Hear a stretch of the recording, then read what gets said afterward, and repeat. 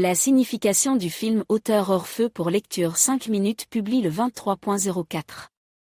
2021 mis à jour le 23.04. 2021 Le film, Knock Knock, dont la traduction russe s'appelle « Qui est là ?», est un thriller. Le film est sorti sur les grands écrans au début de l'année 2015, et la réalisatrice était Teleya Ross. Il s'agit essentiellement d'un nouveau regard sur le film, Deadly Game, sorti sous la direction de Peter Traynor. La distribution du film est principalement composée d'acteurs non célèbres. L'action tourne autour d'un architecte plutôt prospère, Evan Weber. Il est également un mari et un père heureux. Mais en raison d'une lourde charge de travail et d'une grave blessure, il est contraint de passer tout le week-end seul à la maison. Pourtant, il était prévu à l'origine d'aller à la plage avec toute la famille. Sa femme ne veut pas gâcher le week-end des enfants et part en vacances avec eux. Elle est elle-même très occupée, elle peint depuis plusieurs années. Elle laisse Lewis, son secrétaire, pour aider son mari. Aux deux hommes s'ajoute un chien appelé Monkey. C'est ainsi qu'en plein week-end, deux femmes frappent à la porte des Weber. Elles prétendent être à la recherche d'une maison où une fête doit avoir lieu et demandent à pouvoir utiliser le téléphone ou l'Internet. Les filles commencent à agir bizarrement et, au moment où le chauffeur arrive, s'enferment dans la salle de bain. Evan tente de les persuader de sortir, mais toutes ces conversations finissent par les tromper toutes les deux à la fois. Après l'incident, l'homme constate que la sculpture, œuvre principale de sa femme, a été détruite. Il tente de confronter les filles à la police, mais celle-ci prétend qu'elles sont mineures et que cela pourrait causer des problèmes à Evan. C'est alors que la meilleure amie de sa femme passe par là et les surprend toutes les trois. Elle se met en colère parce que son amie a été trahie et s'en va. L'homme décide alors de signaler que les filles sont entrées illégalement dans la maison.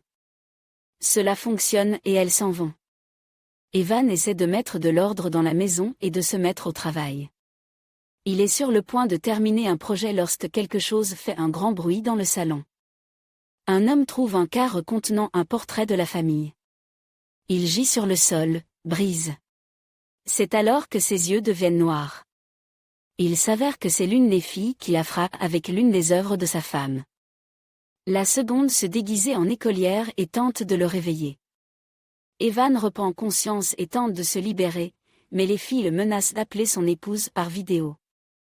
Il est obligé d'accepter et se fait violer. La deuxième fille, elle, enregistre tout sur une caméra. Evan parvient à faire tomber l'une d'entre elles, mais la seconde parvient à le désarmer. Il est ensuite attaché à une chaise. L'assistant de la femme vient chez eux pour récupérer l'œuvre terminée et voit Evan dans cette position.